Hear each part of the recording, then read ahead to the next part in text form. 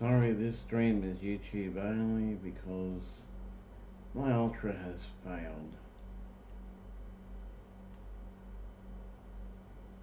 So I can't broadcast anywhere except the YouTube.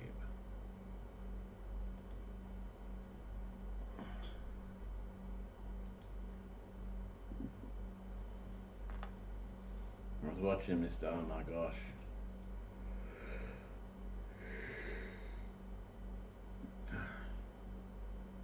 A good name, oh my gosh.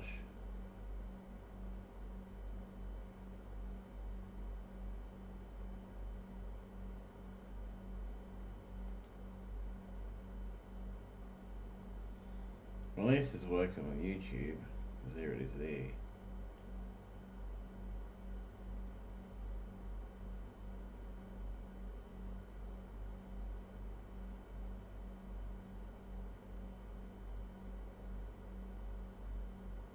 So last night I found out that I'm scheduled to go live at 10 o'clock in the morning, 10 o'clock at night, and 1 o'clock in the morning, without actually knowing that I was scheduled to go live.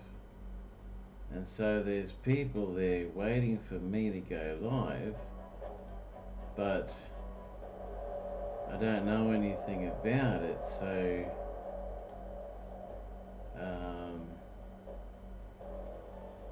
I'm not able to do anything.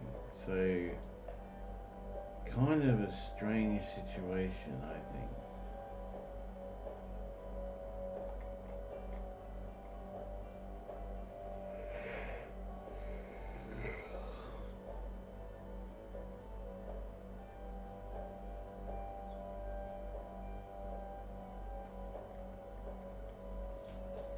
So yeah, I can't really do anything there. Not until Thursday next week.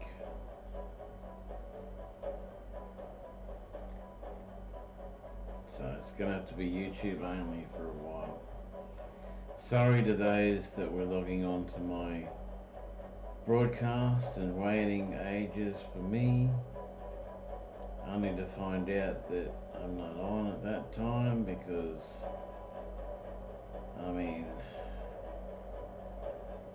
10 p.m. is almost midnight. And to be on at midnight,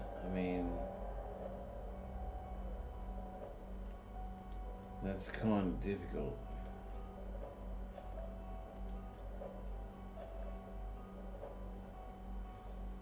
That's difficult for me to be on at that time. Did you stay up until 1 o'clock in the morning to start your live and then be live for 4 hours? So what I'm thinking is I'll record the live, which I'm not doing at the moment and I should be.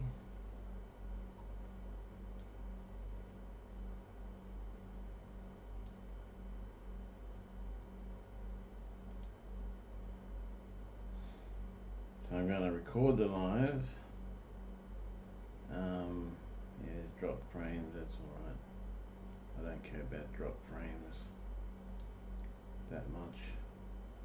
I'm not that much of a, what do you call it, perfectionist.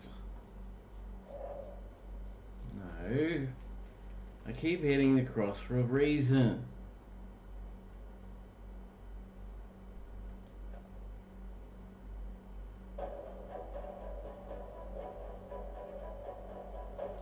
How do you pay for things?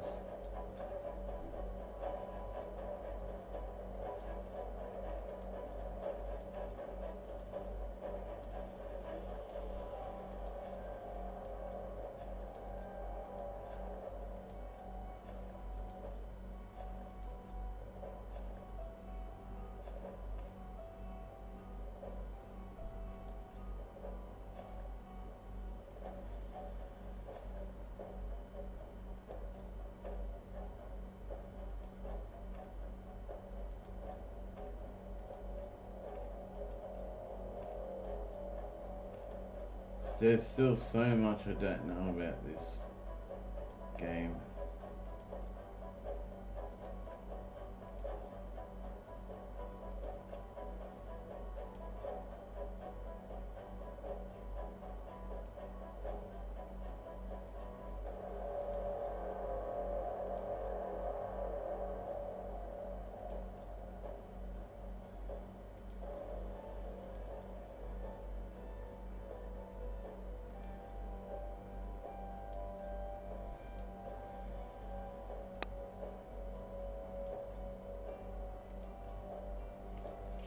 So how are you doing at this time? I don't know whether you're watching it 9:11 a.m. my time or not. It's Saturday, so should be able to go most of the day because we do have, because everyone's home from everything. So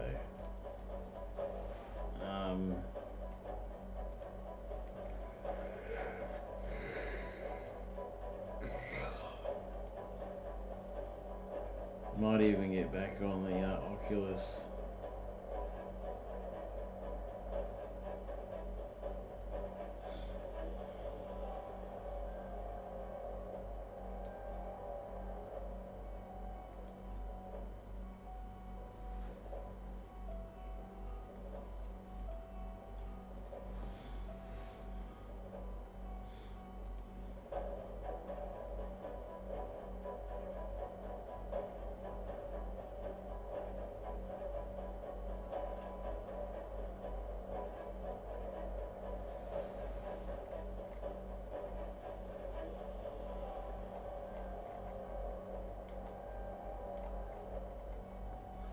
Forgive me for yawning. It's there's no reason for me yawning, but it happens anyway.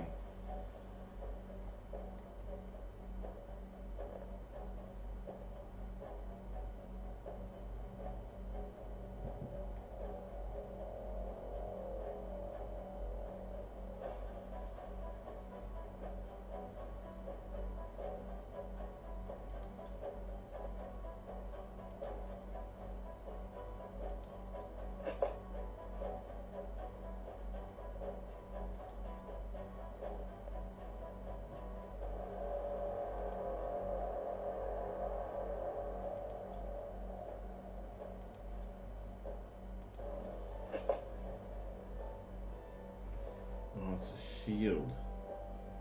I need a sword.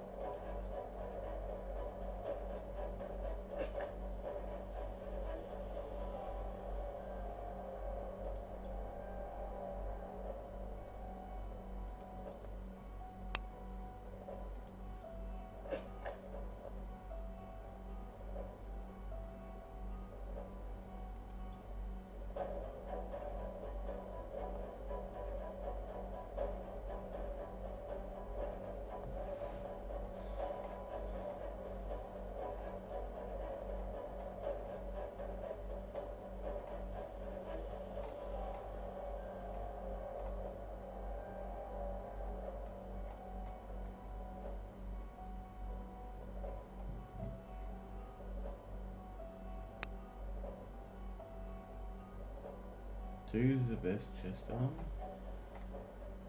Raid Shadow Legends. I'm only playing it because I'm getting paid. Well, should be getting paid, possibly. I don't know, I'm supposed to get paid for it. Once I reach level,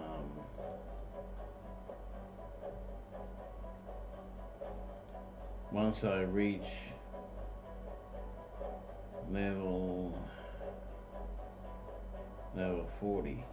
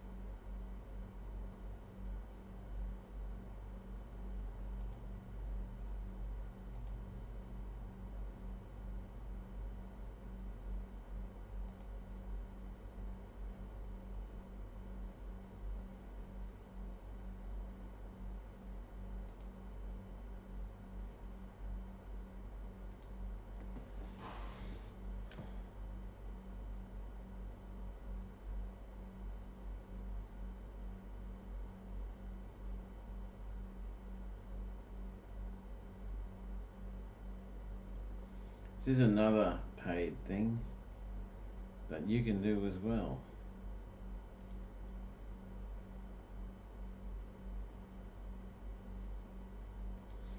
My routine now is that I start the day by playing paid things.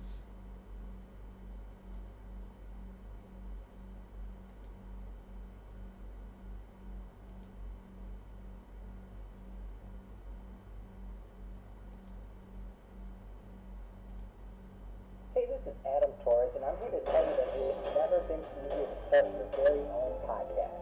At Mission Matters, our goal is to amplify stories that matter. That means we want to help you start your podcast because your story matters. We can do this in 3 different ways. 1, join our podcast school and take a free or paid course. 2, visit our resources page where we've already figured out what you need, such as where to host your podcast. Or 3, heck, we can even do everything for you through our podcast agency, including editing, Where has she got there? Oh, and no contract, Because she's not month to month. delightful. Get started by heading over to missionmatters.com and click on Start a Podcast. All right, now let's get into the show. Yeah, I'd like to welcome you to another episode of the Mission Matters Business Podcast, your source for all things business. My name is Adam Torres. You can follow me on Instagram at Adam Torres. But with my book releases, book tour schedule, signings, all that other good stuff, always love to connect with you there. And then always, if you'd like to apply to become a co-author of one of my upcoming books, just head on over to the website, missionmatters.com, and click on Become an Author to apply. All right, today I have Lindsay Wander on the line. She's founder and CEO over at Worldwide Tutoring. Lindsay, welcome to the show. Thank you for having me. So excited to get today's topic. So we're going to talk about reimagining the educational system. And I know that's one of the big things you're working on over at Worldwide Tutoring. But just to get us kicked off, tell us a little bit more about the business, please. So Worldwide Tutoring was started in Chicago. We have expanded throughout Illinois and even in Texas for in-person services. But we work online with students all over the world. And kind of my line here is we work with all students of all ages and all abilities and all subjects. So it's really whatever you need help with, we are here to help. That's awesome. And I'm at the end of this, I'm going to give you an opportunity to your website or social or wherever you want to direct traffic. But I just want to make sure that the right types of individuals and/or organizations connect with you. What type of students and/or organizations are typically a good fit to work with Worldwide Tutoring? So, we do the typical thing as tutoring companies do. We work with students to help them improve their grades and their scores, and we know that that's important. But where we are unique is that we also teach students the underlying skills so that they can become better students, better employees, better members of society.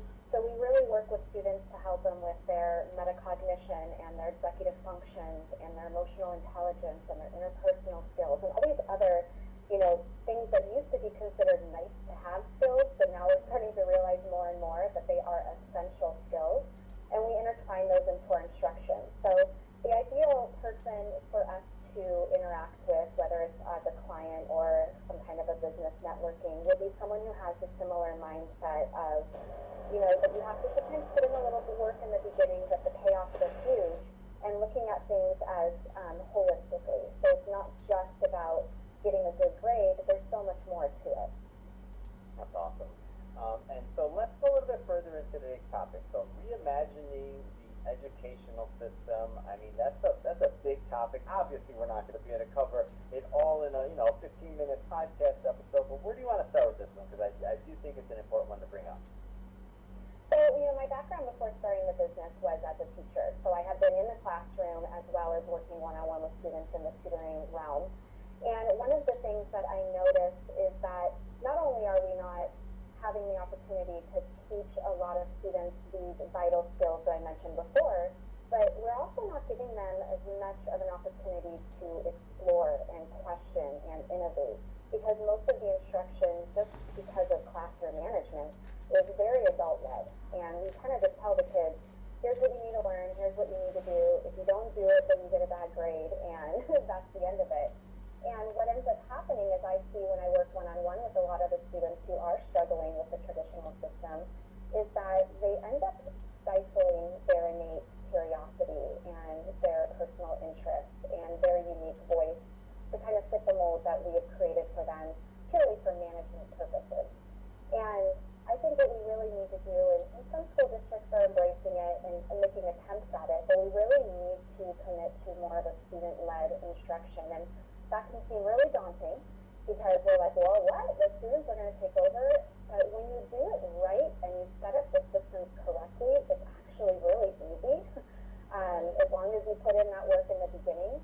So, getting everything in place so that the students are able to still explore, the core content. They're still becoming good readers and good writers and able to articulate themselves. They're still getting opportunities to be exposed to subjects that may lead to a future interest. But what we're doing is allowing them to kind of guide the way and to be more of an agent of change in their life and giving them that platform to do so, which is really innate in them. We just tend to kind of shut it down. Wow. And where do you think, so I know, there's a lot of varying opinions on this, and where do you think a lot of people are going wrong on this, kind of on this path of education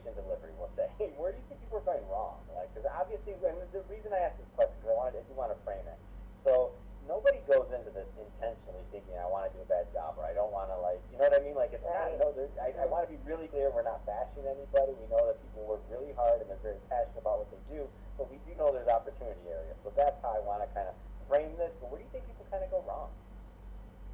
I think that, we have our own, as parents, we have our own things going on. So we really trust the school system. We hand them over to the teachers and trust that they are doing what we hope they're doing.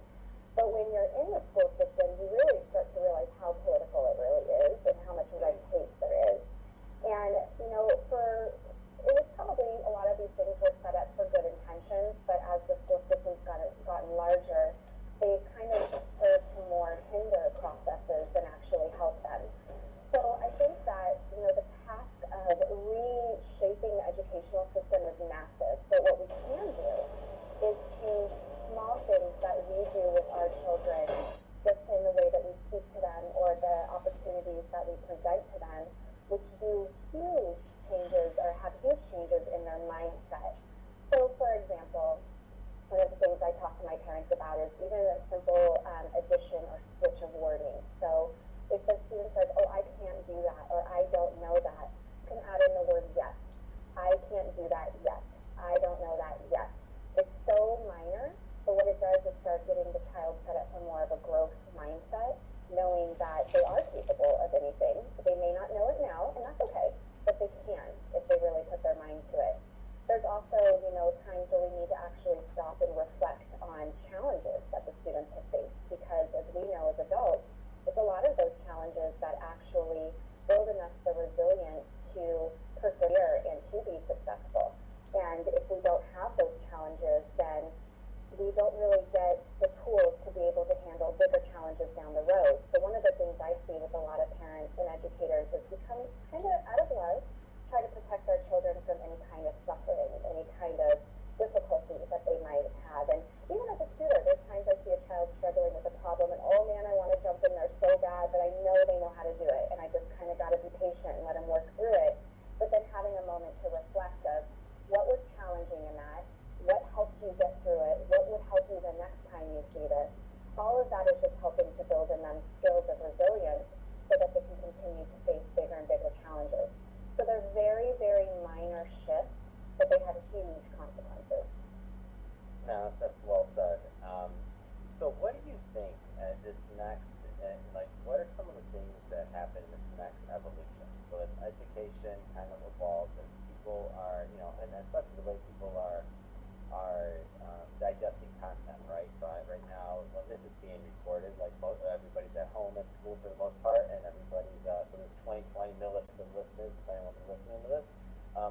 I just got off the phone a little bit ago with a good friend of mine who's talking, you hear kids in the background, who's trying to figure out how to get the thing to work for them so they can do their lessons. I mean, what does this next evolution look like to you? We're definitely in a challenging time. There's so many uncertainties. But what I do think is a positive of this, there's many positives, but I think it's really put a spotlight on education and really what our students are lacking. I think the ability of those soft skills has really come to the front because if children don't have time management or initiative or creative problem solving, those things are really creating issues because now they're really asking for adults to help them since that's what they're used to seeing in a classroom. So I do think that the layers have been peeled off and people are saying that there are some flaws in the education system that perhaps they haven't seen before. And I think being at home is allowing for us to realize that learning doesn't always have to occur with a textbook. There is learning in cooking, there's learning in building with blocks, there's learning in chores. There's so much learning that can be done in daily life that is more student-led, that's giving them structured choices to be able to build the skills that are essential. And I think that with what's going on and everyone being at home and having multiple tasks, I think the students are going to be grown, hopefully, to become more independent.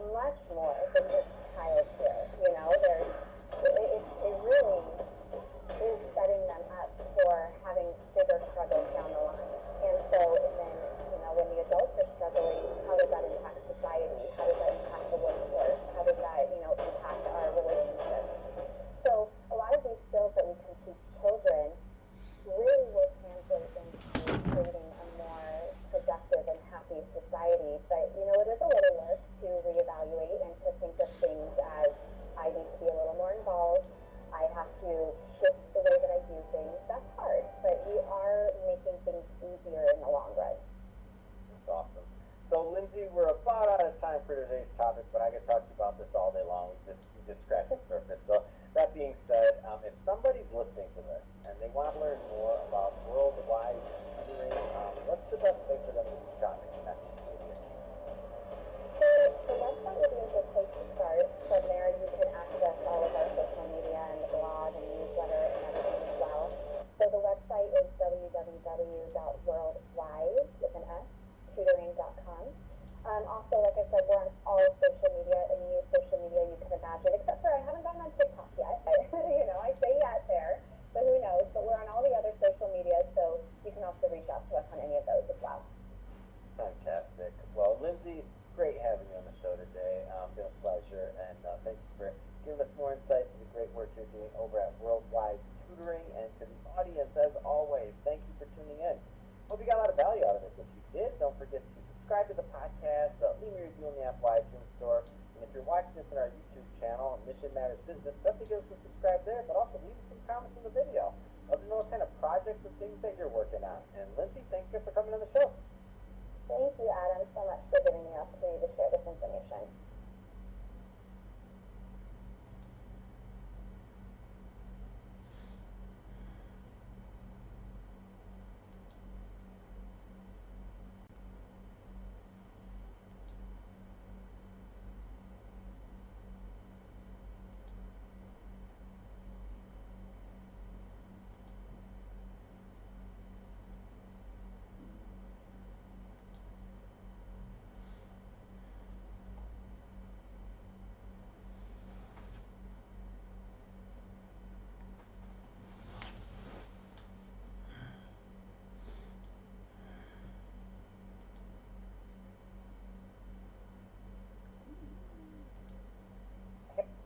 I'd like to welcome you to another episode of the Mission Matters Business Podcast, your source for all things business.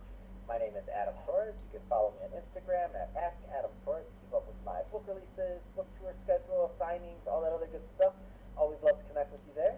And as always, if you'd like to apply to become a co-author of one of my upcoming books, just head on over to the website, missionmatters.com, and click on Become an Author to apply. Alright, so today is a very special reunion 2020 episode. What is that? That's when I had a guest on in the past and I liked him so much I had to bring him right on back. So today's special guest is Damon Diamore, who is a C-suite advisor and performance specialist over at Legacy Mentor. Damon, welcome back on the show. It's so good to be back. Thanks so much. Oh man, so excited to get into the updates and to see what's going on. It's like the podcast family reunion. I'm just pumped. Let's just start with, I don't want to, we had a pretty blessed year last year. I don't want to assume that all our new listeners caught your first episode. So let's just start off with what you're doing over at Legacy Mentor. Tell us a little bit more about the company, please. Sure. I'm a performance specialist, which means that I work with mainly C-suite executives in corporate environments, sometimes startups if they're venture backed in an A or a B round.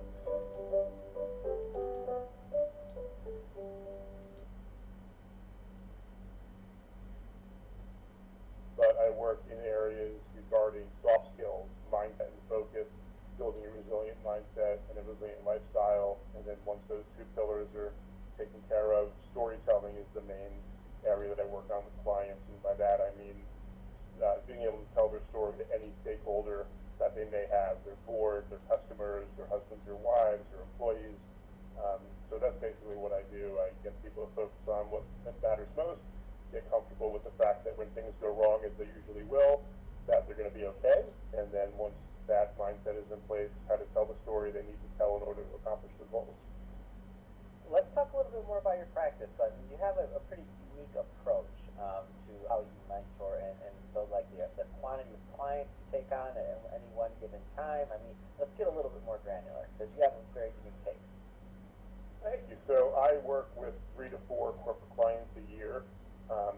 They are usually on 12-month contracts. I work with folks that have, what I call binary goals. I'm not a business coach or a business therapist in the sense of I speak to my clients weekly and they tell me what's going on and we go through it. It's something very, very specific why they hired me. and that way we can track, measure progress, both on my end and their end. So 3 to 4 clients on the corporate side. I'd say venture-backed startup side, anywhere from another 2 to 3. So max 6 to 7 clients a year. No, I love it, and I like the part that you mentioned about measuring. So sometimes when people are thinking about coaching or consulting or things like that, it's a little, it's in a gray area. What I like is that people hire you because they have specific things they want to solve or work on that can be measured and they can track their progress. I'm really big on accountability, A, because they pay for it, or the company's paying for it, they want to see what their ROI is, but also, I love therapy. I saw my therapist this morning. I think it's great to just talk in the ether about things in a longer term, or maybe not so much specific area, but at the same time, every action that I take with a client, every resource I give them, every piece of work that we do, every conversation is logged into a private account so that they can track every week, every day if they had to. What we talked about, what's due on their side is deliverable, what they expect is deliverable from me as a coach. And, at the end of every month, we know where we are and where we stand. If we need to iterate, stay on that path. And I work in 90-day sprints. So we agree on 90-day goal, break it down into 12 weekly action items, and then we start down that path. And at the end of that 90 days, we either keep going or we adjust for whatever reason if we decide that goal is no longer relevant or it's the wrong goal for them. But there's always a accountability and a measurability. Let's get into mindset. Where do you want to start with that one? Sure, that's a big word that gets thrown around. It means a lot of things for a lot of different people. So big, such a big word. So big. I consider mindset more in a philosophical term, as in how do you perceive the world as it comes through your eyes and into your brain when you process that? What mindset do you have when you're processing information? I'm a big fan of Greg McKeown's book Essentialism. It's pretty much the foundation of the work that I do in mindset. The idea that if you don't prioritize your time, somebody else will, that almost everything is noise, that if you don't figure out a way to create filters, then you really aren't prioritizing in a meaningful way. So mindset for me means starting out from a point of what matters most. Is it based on values? Is it based on your quarterly initiatives, your annual goals? But what matters most, how do we create filters to determine every opportunity or every demand on your time or attention that comes through, is it directed towards that goal? Does it meet that 90% or more filter? If it does, great. If it doesn't, people need to have the discipline to not work on those tasks and to delegate them. And it becomes really difficult for people if they think something could be an 80% win to say no to it. But that's the discipline. You have to do it. If I presented you with, 10 opportunities, and I said this year, Adam, these 10 things could happen for you. 8 of them could be really, really good. Only 2 of them could be great towards your long-term goals. You have to have the discipline to focus all your energy on those 2 and not those 8. Where do you find that people kind of go wrong with that? So, I know it's going to change from person to person or from business to business, right? Level of where they're at on the chain of command in terms of their company. Where do you find people typically go wrong with that focus? They go wrong with what we call FOMO, fear of missing out. They always worry that if they've been doing something, some task, or taking on some responsibility for